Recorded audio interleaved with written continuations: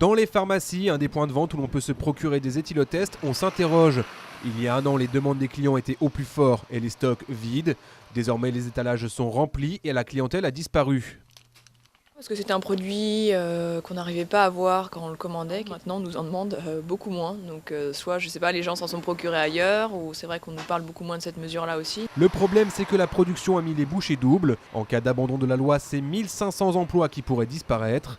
Fabricants et distributeurs se disent piégés. Pour eux, le gouvernement veut détruire un marché qu'il a créé. À l'heure actuelle, avec le tapage médiatique en disant que la loi n'existait plus, etc., le marché s'est effondré. Donc on va tuer un secteur d'activité qui était en plus prometteur puisqu'on est leader mondial dans l'éthylotest. L'alcool reste la première cause de mortalité sur la route, mais le débat est controversé. La Ligue contre la violence routière dénonce des éthylotests non fiables. 4 sur 9 seraient défaillants. En outre, ils représentent un budget de 11 € par automobiliste. Une obligation d'achat jugée ridicule par Chantal Perrichon.